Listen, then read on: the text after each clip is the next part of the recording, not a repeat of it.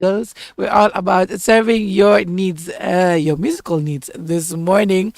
So this is the Breakfast Jam. I'm your girl, Myra Maloba, the Afro Punk Queen. It is the 19th of May, Friday, the 19th of May. So you know what that means. TGIF, TGIF. Yes. We are in that mood. We're in that zone. We're 100% just getting a good feeling just starting off the morning. Hey, man, maybe I'm getting a good feeling about this weekend. It's been a tough couple of weeks. Very tough couple of weeks. But, however, we are grateful. We are thankful. We are here. We are breathing. We are alive. We are surviving in Ruto's government. We are good. We are good. Yes. So a lot to look forward to today. Right now it's all about your requests, and then come 10 a.m.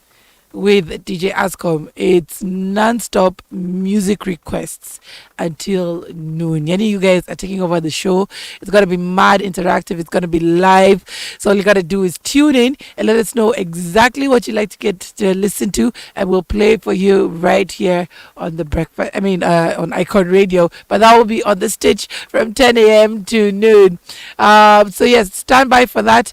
Of course, Shiro Mong is going to be coming on later today with What's Poppin', giving you what's going on in the streets and let you know about what's trending, what's going on out there in the entertainment world. But now we'll take a look at the weather real quick. As we go into 9 a.m. That is 19 degrees, mostly intermittent clouds in Nairobi, humidity at 73%. For Mombasa at 24 degrees, and for Kisumu at 23 degrees, mostly sunny, humidity at 72%, up to highs of 30 degrees later on today. Let's take a quick look at the roads and see what is going on in the streets of Nairobi. Traffic has indeed already picked up in major parts. Ngong Road, bumper to bumper, back and forth. Definitely looking crazy along that area. Jogo Road as well. Mad traffic going past City Stadium and Bama Market, going into the city center. So be very patient when you're on that road. Thika Road also not looking too good. Right about now, the traffic seems to be bumper to bumper. If you take a look at Langata Road, it seems to be all right. However, when you get to the T Mall roundabout, a little bit of traffic over there. Again, ukipanda uko sawa, lakini ukifika Nyayo National Stadium, oof, bumper to bumper traffic. Lusaka Road, and it's bearable. Traffic is indeed moving. However, Bunyala, not looking too good. Not looking too good. So that's how it's looking in major parts of the roads of major parts of Nairobi right now. So if you're not already on your way, you better gear out because it's building up. If you're working from home, just be tuned into Icon Radio. We are here to entertain you all day. If you're on the move as well, tune in on www.iconradio.co.ke as well as youtube.com/iconradio KE, where we are indeed live. So the tubizo requests, salams, birthday dedications, zote hapo on the comment section, as well as on our WhatsApp number, that's +254 788 0030. So we're all about that Kenyan vibe, Kenyan music, Kenyan love, up until 9 a.m. So if you'd like to listen to anything in particular that is Kenyan, let us know. But up next, we have Walanguzi with Vaseline coming up, and Zulu Crew as well. The last time we had Kasupu coming up just for you. And when we come back, we'll be looking at the news making the headlines this morning. Keep it here. This is the Breakfast Jam.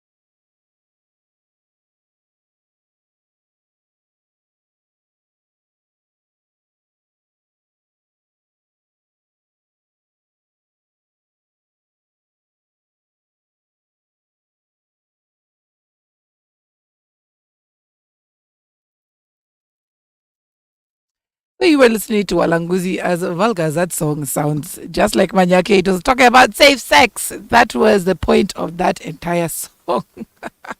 Yes, but it took me way back. Also, Zulu Crew with Hasupu. Yes, if you've not heard that music before, then let me tell you, you're way too young. Yes, all that music that came out in the early 2000s over there and was hitting the Kenyan scene.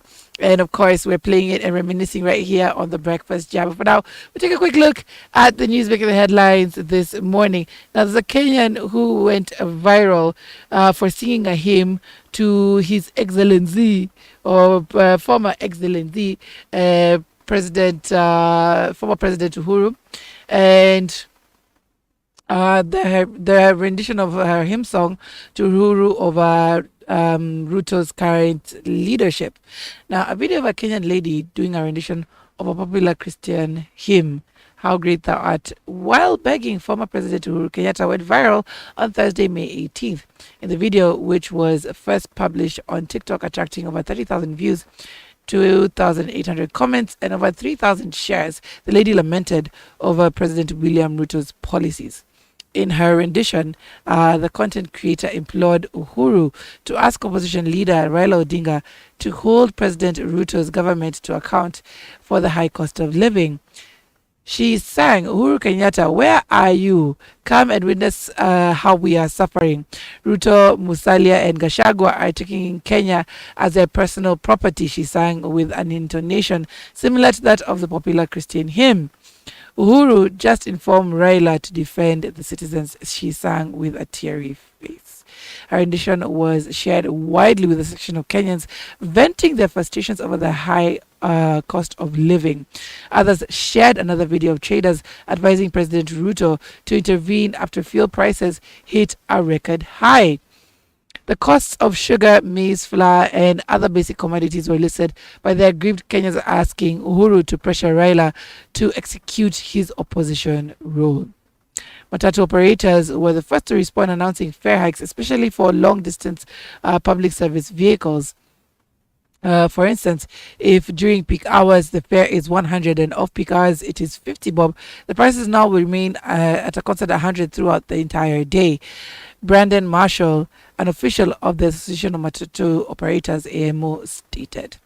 The concerns came after a section of Ruto's allies closed ranks and started defending Uhuru.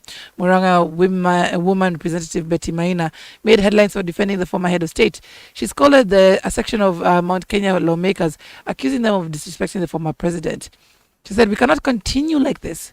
He has his place in our history and society.